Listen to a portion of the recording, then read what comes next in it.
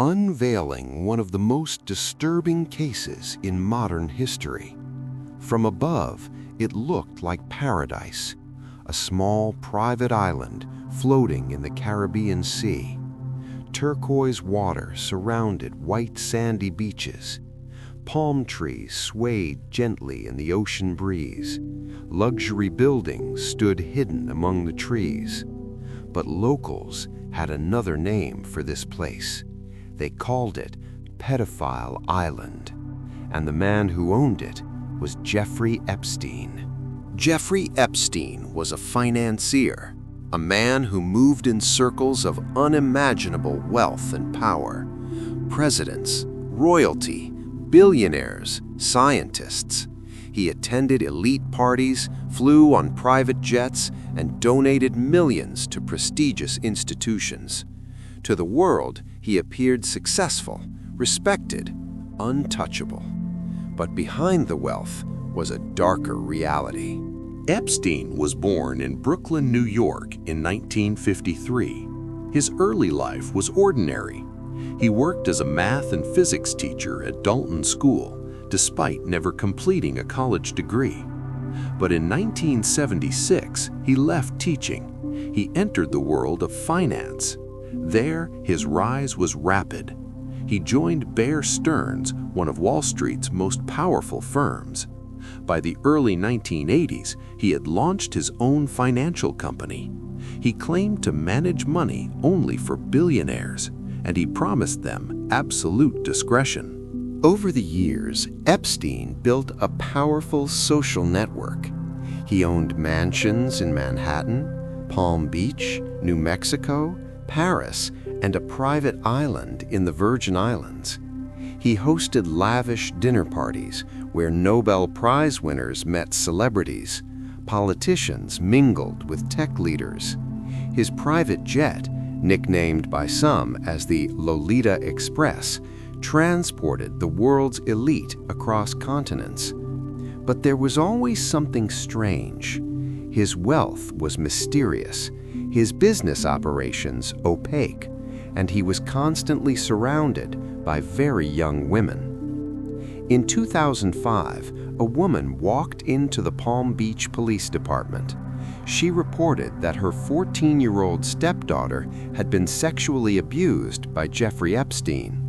At first, police suspected an isolated case, but as they investigated, more victims came forward, and what they uncovered was far more disturbing. Investigators discovered a pattern. Young girls. Many came from troubled homes or financially vulnerable backgrounds. They were recruited by other girls, promised easy money. Just give a massage, they were told. When they arrived at Epstein's mansion, they were led to private rooms. If they resisted, they were pressured. If they brought friends, they were paid more. Police described it as a pyramid scheme of exploitation. Epstein purchased Little St. James Island in 1998. He built a private compound there, multiple buildings, guest houses, security posts, and a strange temple-like structure on a hill. Workers later reported seeing many young girls on the island. Boat captains avoided the area. Locals whispered about what was happening there long before the world knew. They suspected something was wrong. By Epstein's side was Ghislaine Maxwell, daughter of British media tycoon Robert Maxwell, socialite, heiress, and Epstein's closest associate. Victims later testified that Maxwell recruited girls, groomed them, and normalized the abuse. She became a central figure in the trafficking operation.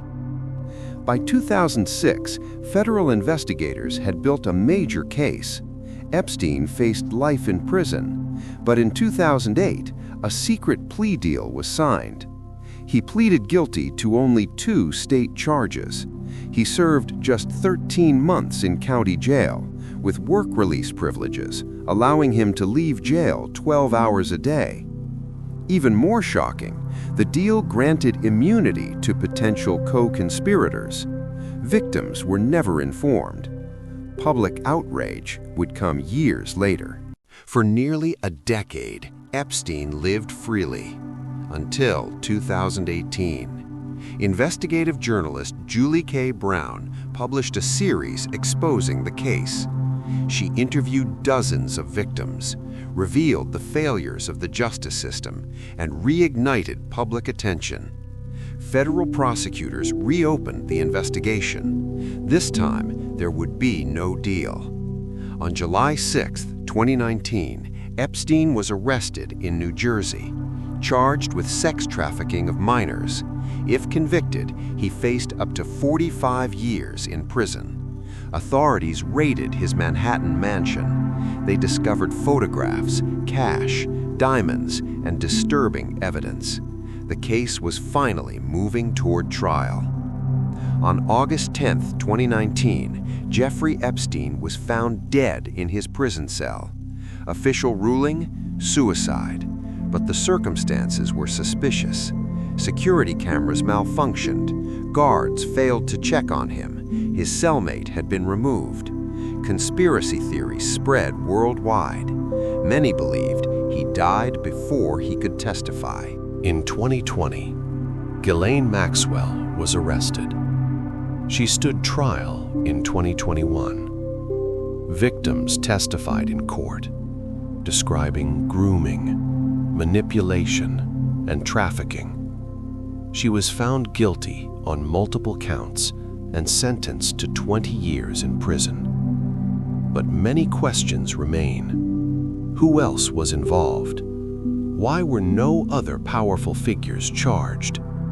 Where did Epstein's money come from? How many victims were there? Civil lawsuits suggest there may be hundreds, perhaps more. Today, Little St. James Island sits abandoned, its buildings slowly decaying, a silent monument to crimes hidden behind wealth and power. The Epstein case exposed failures in justice, failures in protection, failures in accountability. But it also revealed something else. Survivors have voices, and when they speak, the world listens. The Epstein files are not fully closed, and perhaps they never will be.